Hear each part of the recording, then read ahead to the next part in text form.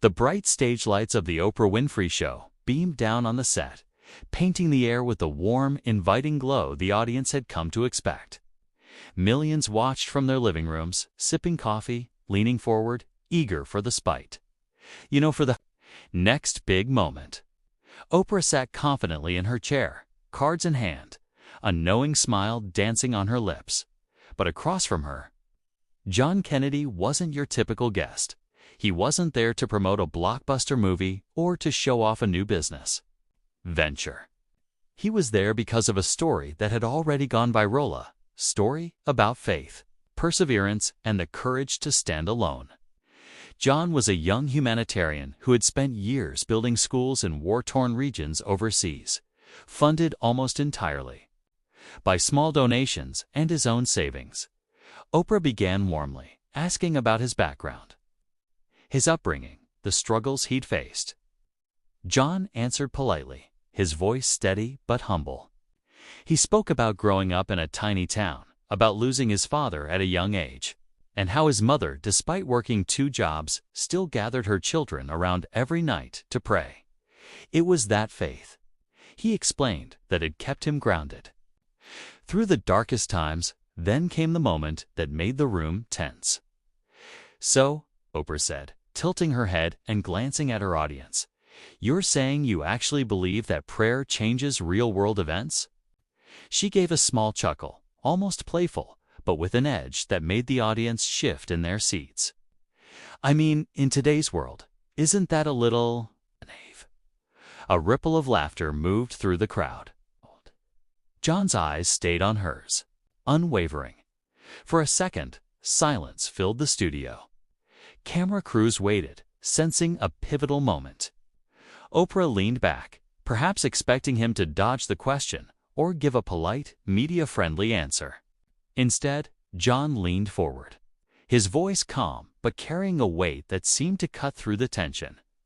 "Oprah," he said, "when you've stood in a muddy field, holding a child who hasn't eaten in 3 days, when you've seen entire villages rebuilt because people on the other side of the world believed enough to send help, when you've survived nights where bullets flew over your head and the only thing you could do was whisper a prayer, you stop worrying about whether faith looks naive. You start realizing it's the only reason you're still here." The laughter died instantly. The audience leaned in. Oprah's confident expression softened, its curiosity replacing her earlier skepticism. He continued, his voice thick with emotion but never breaking.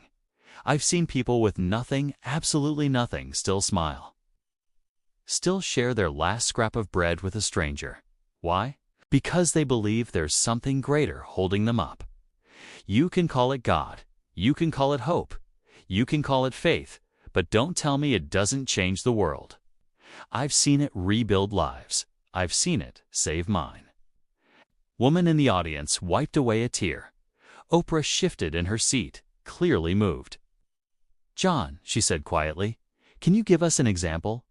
One moment where your faith made the impossible happen." John nodded slowly. "There was a little girl named Amira," he began. "She was 8 years old, living in a refugee camp. She had a heart condition and no access to surgery. The doctors told me it was hopeless. But I prayed every day. And I called hospitals around the world. For weeks, nothing. Then, one morning, I got a call from a clinic in another country. They had 1 open slot and they'd take her for free. We got her there in time. She's alive today, going to school. And if that's naive, then I'll stay naive for the rest of my life." The studio was silent, except for the hum of the lights. Oprah, known for her ability to hold her composure, seemed genuinely at a loss for words. She finally said, I think that's one of the most powerful things anyone has ever said on this show." John smiled, not a smug smile, but one of quiet gratitude.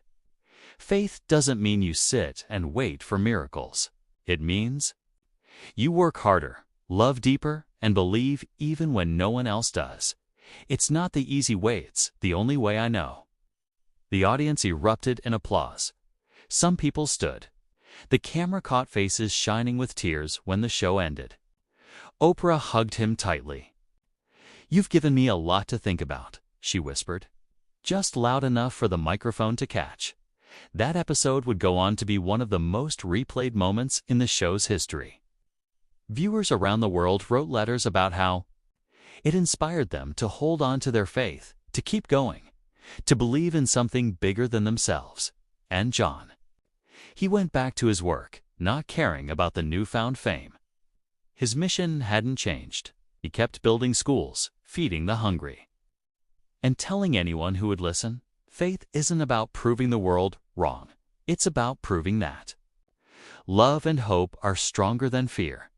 And maybe, just maybe, that's why Oprah, known for being the one asking the tough questions, was left speechless.